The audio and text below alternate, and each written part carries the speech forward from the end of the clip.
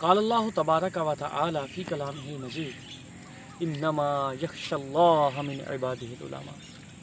اللہ جل وعلا قرآن مجید فرقان حمید میں ارشاد فرماتا ہے، بے شک مجھ اللہ سے میرے وہی بندے ڈرتے ہیں، یعنی میری حدود کو پامال کرنے سے رکتے ہیں، یعنی میری حدود کو توڑنے سے رکتے ہیں، مجھ سے حیا کرتے ہیں، جو علماء ہیں، جو میری پہچان رکھنے والے ہیں، جو میرا عرفان رکھنے والے ہیں۔ احباب، صحیح معنی میں علماء کس کو کہتے ہیں؟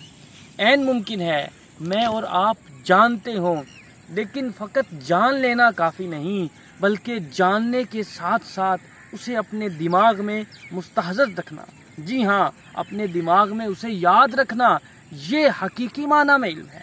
آئیے اس بات کو حضور سیدی و سندی داتا علی حجویری رحمۃ اللہ تعالی علیہ نے کشف المحجوب میں باب العلم میں جو حکایت نقل کی ہے اس سے ثابت کرتے ہیں۔ آپ فرماتے ہیں کہ ایک رئیس تھا، اس کا ایک باغ تھا، وہ ایک دن اپنے باغ کی جانب گیا۔ جب باغ میں گیا تو دیکھا کہ مالی اور اس کی بیگم، اس کی حسین دوشیزہ، اس کی زوجہ کیا کر رہی ہے؟ اس کے ساتھ باغ کی کانٹ چھانٹ کر رہی ہے، پانی دے رہے ہیں۔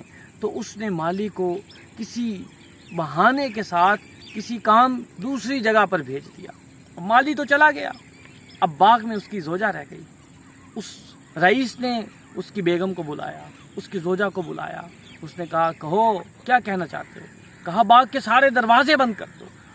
جب سارے دروازے بند کر کے آ گئی تو پوچھنے لگا، ہاں سارے دروازے بند کر دیے؟ اب بادشاہ کا دل، اس رئیس کا دل بے ایمان ہو چکا تھا۔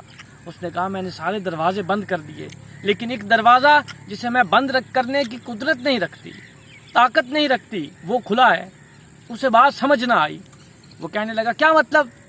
اس نے کہا ہاں اللہ جل وعلا کا دروازہ کھلا ہے، وہ جو علیم بذات الصدور ہے، یعلم سرہم و نجواہم، وہ جو اعلانیہ اور پوشیدہ تمام باتوں کا جاننے والا ہے، وہ جو علام الغیوب ہے، وہ دیکھ رہا۔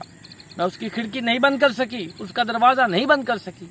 جب اس رئیس نے اس بات کو سنا تو مارے ندامت کے، مارے شرم کے سر جھکا دیا۔ احباب دیکھیے، اس سے آپ یہ ثابت کرنا چاہتے ہیں، پتہ تو بادشاہ کو بھی تھا کہ یہ اللہ کی نافرمانی ہے، اس رئیس کو بھی تھا، لیکن وہ بھول چکا تھا۔ ہاں، تو حقیقی معنی میں علم وہ ہے جو آپ جاننے کے ساتھ ساتھ مستحضر رکھیں اور آپ کا عمل حقیقی طور پر اس کی دلیل ہو۔ اللہ جل وعلا اپنے حبیب کے صدقے ہمیں علم نافع عطا فرمائے اور عمل صالح عطا فرمائے۔ والسلام۔